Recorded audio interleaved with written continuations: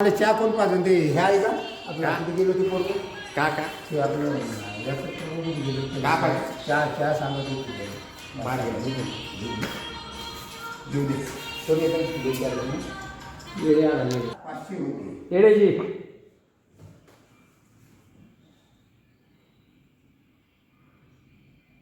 हे जाऊन क्लिकचं नाही दाबा दाबा हां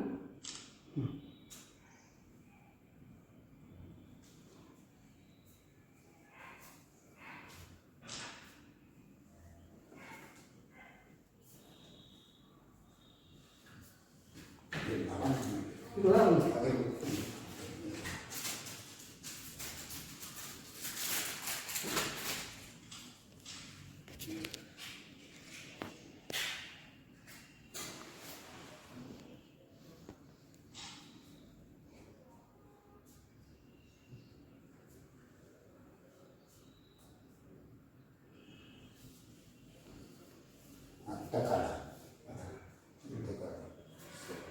माझा व्हिडिओ चालू आहे. हो का हा ना शिकडा नमस्कार करा नमस्कार.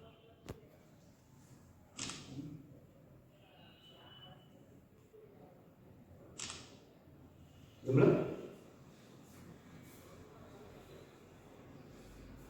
आता तुमचं मन नाही समजणार. हे असं धरून ठेवा फक्त कसं असंच हां हां असं फोटो आणि हे लोक दिसले पाहिजे. हां हां असं कोणतं धरून. बटन दाबायचं? नाही बटन गिटन काही दाबायचं नाही नुसतं धरून ठेवायचं. असं का? फोटो दिसला पाहिजे. बस बस बस बस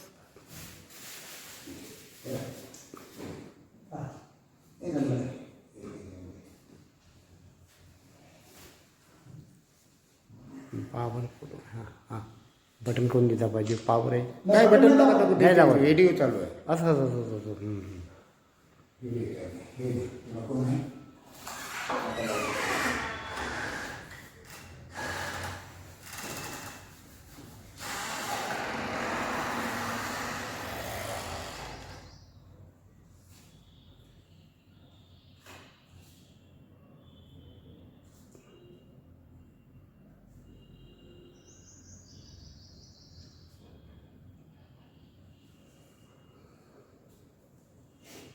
येळकोट येळकोट जय मल्हार. त्याचा एलकुट नाराज नाही एलकुट आपल्याला थोडंसं दाणे बाहेर घेऊ ना बाहेर घेऊ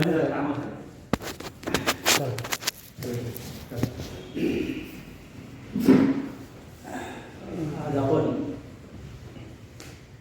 जे काही इथे उपस्थित आहोत एक समाज बांधव म्हणून उपस्थित आहोत आणि समाजात जन्माला आल्यानंतर माणसाचं एक कर्तव्य असते पहिले मातृऋण पितृऋण आणि त्याच्यानंतर समाजऋण आणि आपल्या मातृभूमीतून हे आपल्याला परतफेड करायचं आहे. त्यानुसार आज ज्यांची जयंती म्हणून साजरी करत आहोत असे आपले धनगर पुत्र शहीद श्री उदूजी भगत यांना मी शतशः नमन करतो आणि माझ्या शब्दाला सुरुवात करतो.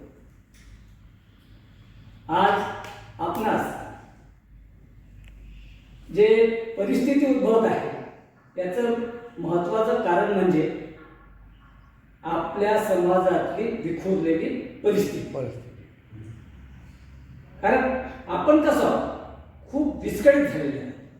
कोणी कोणाच्या मागे होते कोणी कोणाच्या मागे होते स्टेटस म्हणून ठेवलेले नाही. आणि खरोखर जर आपल्याला आपल्या आरक्षणाचा लढा जर उभा करायचा आहे तर तुम्हाला एक संघ व्हावा लागेल. जर आपण जे माळ तयार करतो ही आपण माळ हातोला घातली आहे आणि या माळेचा धागा तुटला तर त्यातले मणी सगळे बिखरून जातात. तशी आपली परिस्थिती झाली आहे.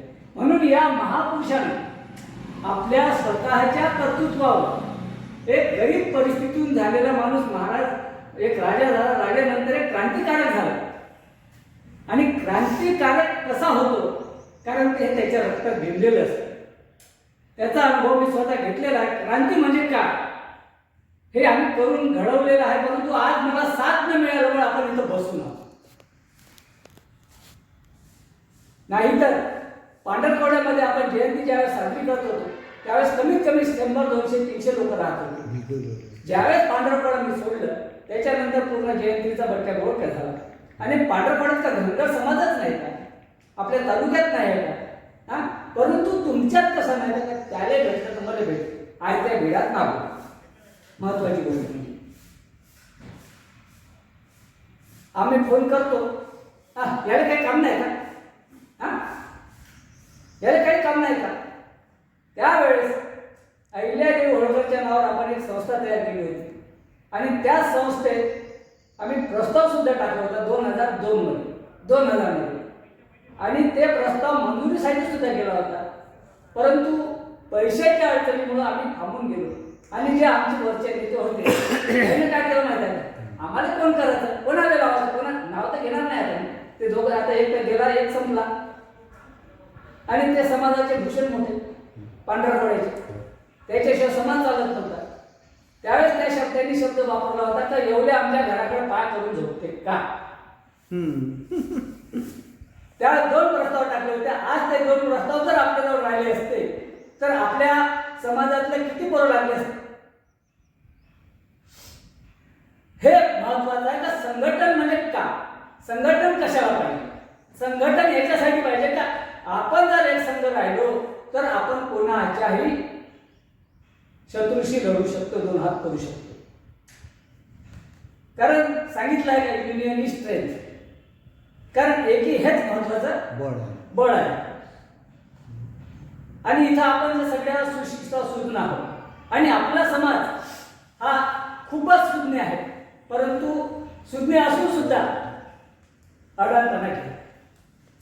आपण कोणाचे पाय चाटत आहोत, कोणीतरी पक्षाच्या मागे धावत आहोत. हा अरे हे भडवीगिरी सोडा आता तरी आणि आपलं स्वतःचं स्टेटस तयार करा. आज आपण आपला धनगर समाज जर बाकीच्या बहुजन माणसांना सोबत घेऊन घेतलं, आज तुमचा कोणी हात धरू शकणार नाही. आणि तुमचे जिथपर्यंत जिल्हा परिषद असो, ग्रामपंचायत असो, जे पंचायत समिती असो किंवा विधान भवन असो किंवा लोकसभा असो, इथं जिथपर्यंत तुमचा माणूस जाणार नाही तिथपर्यंत तुमचा अधिकार कोणी मागू शकणार नाही. कारण जे आहे ते चळवळ चाटणारे लोक होते, त्यांनी फक्त स्वतःचा तुमचा फक्त तयार केला, समाजासाठी काही केलेलं नाही. माझा त्यांच्यावर आरोप आहे. म्हणून आपण आता तरी आपण जे थोडे आहोत, संख्येने थोडे जरी असो पण जास्त आहोत. कारण तुमच्या जिद्द आहे, तुम्ही घडवू शकता आणि तुम्ही संघटन तयार करू शकता. आज जर खरोखरच बुद्धूजी भगत यांना श्रद्धांजली जर अर्पण करायची असेल तर आपण एकच निर्णय घेतला पाहिजे का मी काहीतरी करू शकतो माझ्या समाजासाठी आणि मी संघटन तयार करू शकतो. एवढी जर शपथ जर घेतली आपण आणि प्रत्येकाने आपण 5-5 लोक जर तयार केले तर आपलं संघटन तयार होईल आणि पूर्ण तालुक्यात जिल्ह्यात आपण ज्योत पेटवू शकतो. जर एकटा मनोज जरांगे महाराष्ट्राची खुर्ची हलवू शकते, त्याच्यावर जेसीबीने पुष्पवृष्टी होते, मग तुम्ही का मागं बाबा. अरे तुम्ही तर सगळे आहे ना, तुमच्याजवळ सगळं आहे, पण तुमच्या खिशातून काढायची द्यायची ताकद नाही आहे. हे माझं आरोप आहे. बॅकिंग पाहिजे ना, पटलं का. कारण समाजाचं नाव घेतलं का काहीतरी मागायला येतच नाही. मीटिंग आहे मला काहीतरी मागतेस. अरे हे मागणं कोणासाठी मागत आहे. मी गरीब आहो पण माझ्या जिद्द आहे. मी तुम्हाला फक्त माझ्या शरीराची श्रम आणि दम आणि फक्त माझ्या मनाची तुम्हाला ताकद देऊ शकतो. मी पैशाची मदत नाही करू शकत म्हणून तुम्हाला मागतो ना. का माझं चुकलं असेल तर बोला.